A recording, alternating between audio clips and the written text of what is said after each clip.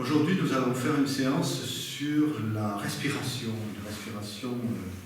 qui s'appelle la cohérence cardiaque, qui est une forme de pranayama plutôt occidentalisée, puisque ça a été mis au point par des chercheurs américains il y a à peu près une vingtaine d'années, et ça a été ramené en France au départ par David Servan-Schreiber, un médecin, et puis donc ça prend maintenant un peu d'ampleur, mais ça fait quand même du temps.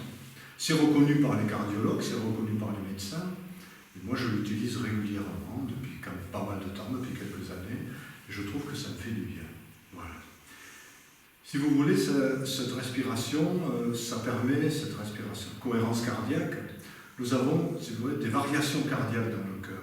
C'est-à-dire que lorsqu'on étudie le rythme cardiaque d'une personne, il n'y a pas que le rythme du cœur, mais il y a aussi des variations en fonction des émotions. Et c'est ce qui fait vraiment, qui donne la santé d'un cœur. C'est les variations qui sont appréciées. Dans la respiration, donc, la cardiaque, comme ça, elle est gérée, si vous voulez, notre corps est géré par deux grands systèmes nerveux. Il y a un système nerveux, d'abord, somatique, c'est-à-dire que somatique, je vais lever le bras en inspirant et je le ramène, donc c'est moi qui ai provoqué le mouvement. Il y a un système nerveux autonome, c'est-à-dire que suite à une émotion, mon cœur va battre.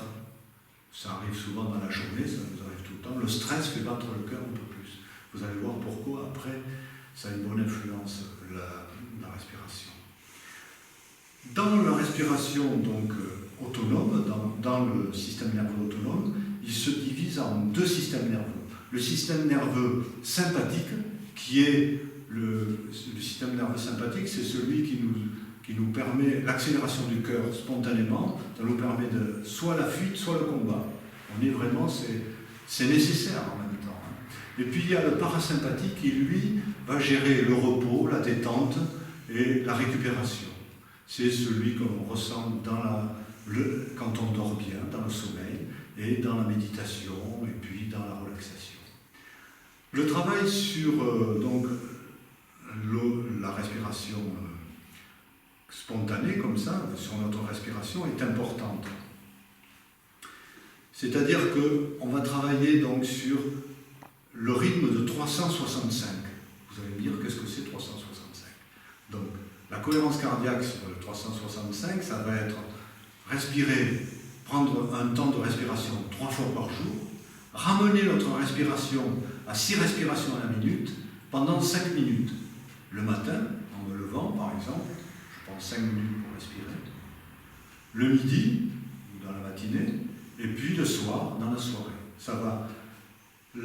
Les effets vont se faire ressentir sur 4 à 6 heures chaque fois, et ça permet d'avoir un roulement.